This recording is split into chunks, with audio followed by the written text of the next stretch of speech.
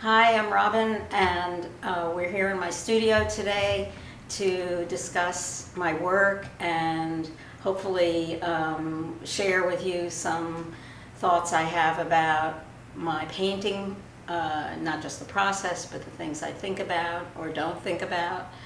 And I guess I kind of want to start with the evolution of my work. And having a strong foundation, I went to the Pennsylvania Academy and went to graduate school, and I have a strong foundation in all the things that make up a painting, make a successful painting.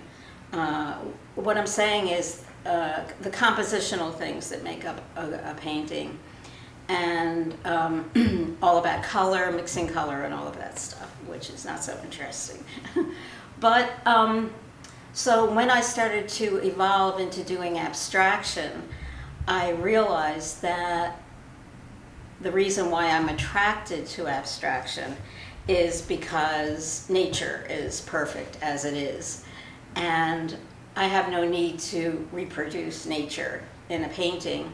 However, I'm very inspired by it in terms of color and shape, and I spend a lot of time looking at nature, and somehow those things translate in my painting. And they translate in a way that we call figuration, which is really like figures, but they're abstracted in a way that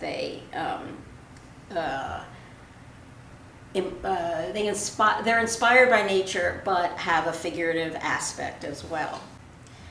So I'm going to go back now to the late 90s after I left graduate school, and my husband and I moved to Rome, which was not really a lark. We both had spent a lot of time there, and he has family, etc. And we decided we wanted to just up and leave.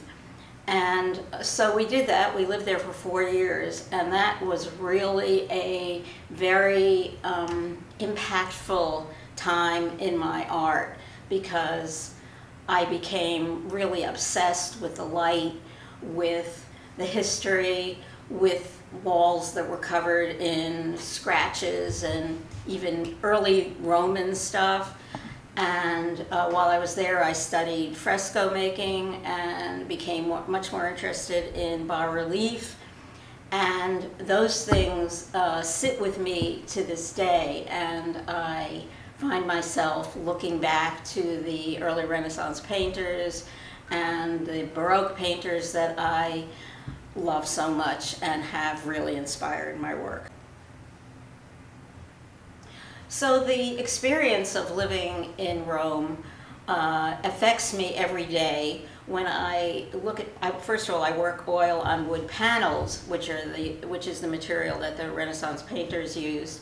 And the reason why I love the wood and oil, I mean, those materials love each other, but I do a lot of digging and discovering of what kind of maybe collage or paint or whatever that I put down before. So in a way, I'm kind of like an archaeologist with my own work, and I find that very exciting. I don't ever have a plan. I don't know what's going to happen, and I like that kind of adventure, and the curiosity of what's back there is really interesting to me. So we moved back to New York, where I'm from, the day before 9/11, which was, I don't have any words for it. It was the first time I'd lived in New York since high school. It was a crazy, horrible time. And I found I couldn't work for a while because it was so scary and terrible. So we were living in Brooklyn, and I decided I had to do something. I had to start working. So I got these scraps of paper, and I started drawing on the floor, just like, a kid in preschool. And that kind of helped me to start mark making again and start making work again. And it was a tough time, it really was. So the reason I'm bringing that up is because the idea that every experience, negative, positive, somehow comes with me when I start to work. And when I enter my studio, it's my way of just working with it and letting it go. Whenever you're ready. So as part of my exploration and intrigue with various materials, this dates back to the early Renaissance when they used gold leaf in the early religious paintings. I became really interested in gold leaf at that time, but always was kind of afraid to do anything with it because it's a very labor-intensive, difficult process. So I recently took a workshop on gold leaf, so I've been playing with it since, and I'm finding it to be really a beautiful material. Yes, extremely difficult, but it seems to lend itself to my work very much. So, and sometimes, by the way, the gold leaf or whatever it is that I put in becomes hidden. So I'm not attached to showing it, so it might disappear. So an example of this is a work in progress, and it has gold leaf that I put down in here. Part of it is covered up now with paint, and recently some gold leaf in these two areas. It's I don't know what's going to happen with it. So it might get scratched off, it might get covered up by color, and that's kind of my leafing process right now. The other two works, this one in particular, uses a material called marble dust, which is one of the materials in fresco painting, which I studied also. And so if you add like a tiny bit of marble dust to the paint, it immediately becomes like plaster. So it's whenever you see these raised areas in this painting, actually this one has a little gold leaf in it too, right here. But the raised areas are marble dust.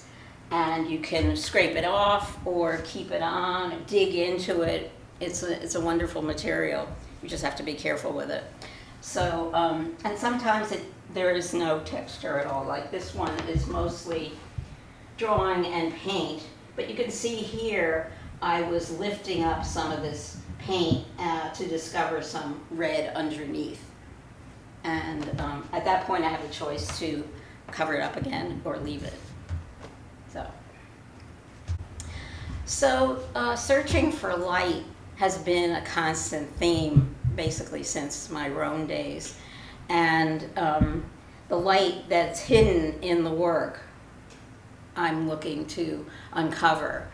And it becomes like very deep space, like you can look back in and know that there's light back there. And that's something that I find really compelling.